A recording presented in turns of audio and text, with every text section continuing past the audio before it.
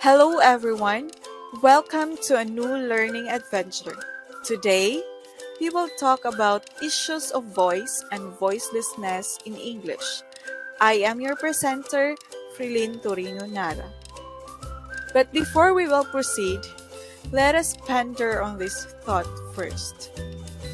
What can you say on the illustration?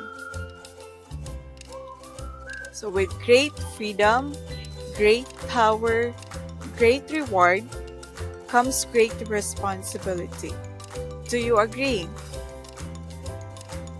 Okay, so before we will go on, we will set our objectives first. So at the end of this learning adventure, we're going to identify the issues of voice and voicelessness with English, reflect on the issue and its significance on English language teaching in the 21st century, and participate in the discussion through sharing of ideas and experiences.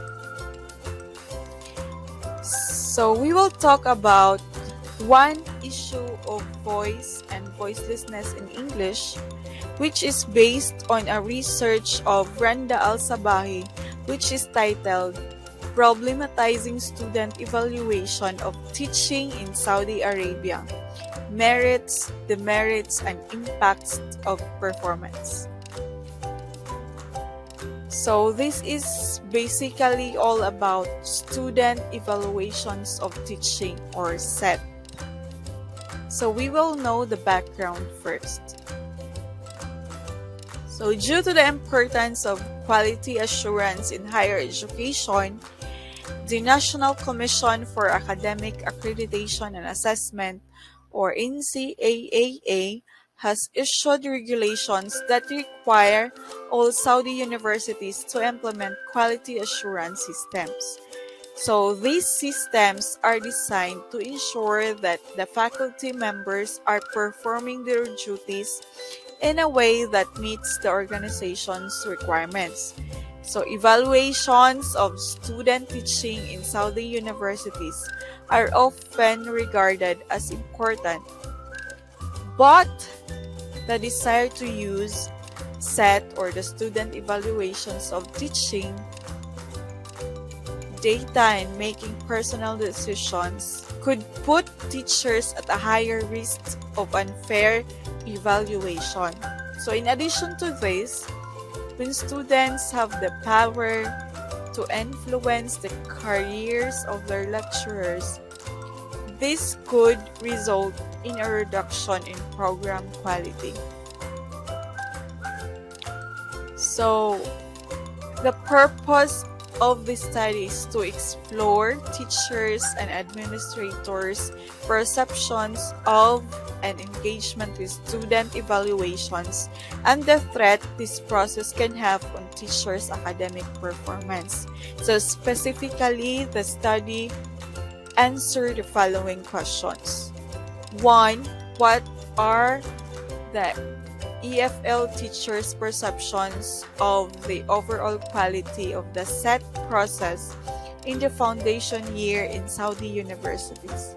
Second, what are the perceptions of Saudi college administrators regarding the overall quality of the SET process? And third, how do teachers who receive low SET ratings perceive the support provided by the institution? So, the research method. So, the researcher uses critical exploratory method because she believes that it best serves to answer the research questions and matches the researcher's theoretical positions. So this study employed qualitative data collection tools, and the researcher also used semi-structured interviews as a data collection tool to suit his objective. So accordingly, this method, the critical exploratory method, is compatible with the critical research paradigm as it aims at questioning the existing situation and raising awareness of the importance of using SET data as a means of enhancing teacher performance besides using the input to make high-stakes decisions. So, given that the dialectic dialogue between the researcher and the participants is important to accurately present all viewpoints fairly. So, the employment of qualitative data collection tools is justified. So, additionally, since the purpose of the study is not to generalize the findings to a larger population, but to understand teachers and administrators' views regarding the set method, the employment of semi-structured interviews as a data collection tool suits the objective of the researcher. And so participants,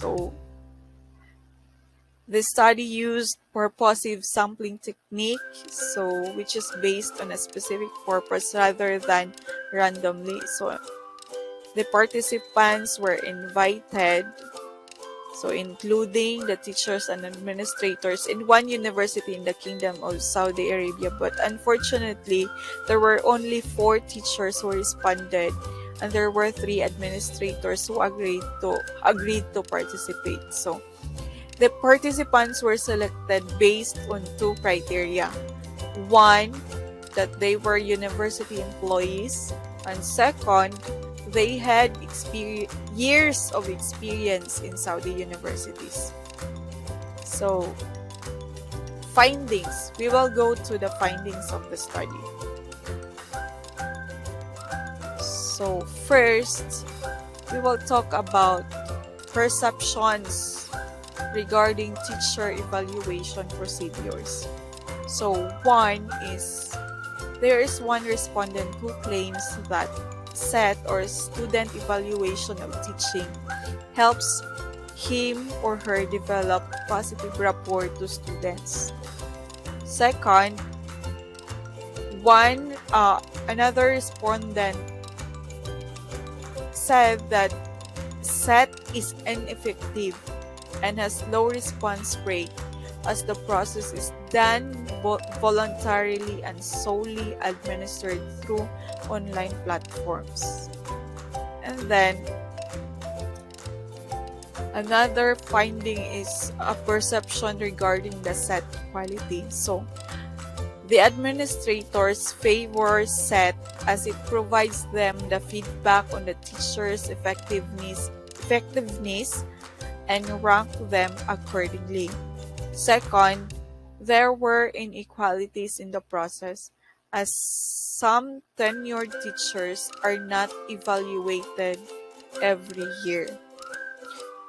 So, third, accordingly, student evaluation of teaching cannot provide complete assessment on the teaching learning process.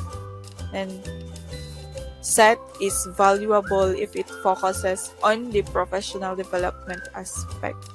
It should be used as a tool to identify potential problems. And SET strengthens the relationship between teachers and students. Okay, third findings is on the perception regarding the SET feedback. So, first, feedback is very limited and provides information about their curriculum rather than instructors' teaching efficiency. So, 3 instructors claim that feedback is very limited and it provides only information about the curriculum. Second, there is reluctance in accepting the feedback because of lack of trust in students' judgment. So one respondent states that the students may base their opinions on how they feel about their instructor, while the other claims that the student give bad ratings as they are disgruntled or too immature to take the process seriously. And then, a respondent argued on the content validity of the form as the questions were vague, generic, and redundant. And fourth, students should be informed of the objectives and importance of the set in, before answering the set in order to elicit a fair and thoughtful response from the students. Okay, so fourth findings is on the perceptions regarding the support provided by administrators to faculty. One is there is no institutional support provided to those who get low ratings on the set scale. So after the evaluation, no technical or institutional support given from the administrators. Second, no mentoring is conducted to teachers who fail to meet the standards. So they were not also given the chance to justify their set results.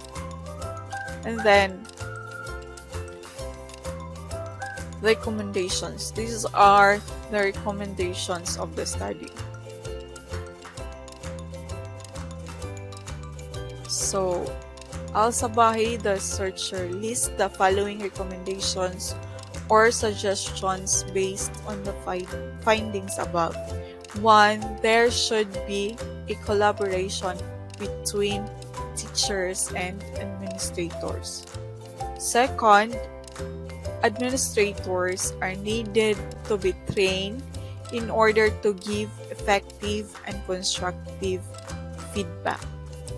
Third, there should be a support system to teachers who receive low ratings. So this includes mentoring after evaluation.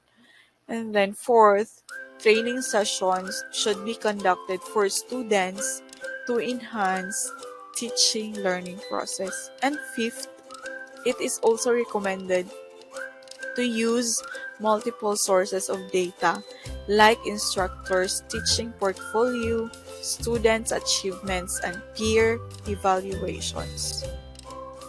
So, to sum it up, in the student evaluation of teaching, the participants have varied views of the process, and many or majority saw it as inaccurate, unreliable, and invalid. Second, the study highlights the issue of unfairness and marginalization of teachers from decision-making in their own evaluations. And third, the results of a student's evaluation of a teacher can have severe consequences on his or her professional life, especially in rigid and top-down educational institutions. So let us go back to our illustration earlier. So we have to reflect on the wisdom of the past, that freedoms do not happen by themselves alone. So some are products of protest, conversation, and even compromise, especially on our continuing quest for quality, excellence, equality, and fairness. So same goes in the classroom setting. So when students or school administrators were given freedom to evaluate teachers' performance, they should assume responsibility to do it fairly and constructively so as to avoid prejudices and biases. So we teachers as employees, on the other hand, will do the same. So we should practice to raise our voices while not muting others. So in order to achieve our goals na para sa Diyos para sa bata, para sa bayan. So now, do you have the same experience? So let me know in the comments below. Thank you.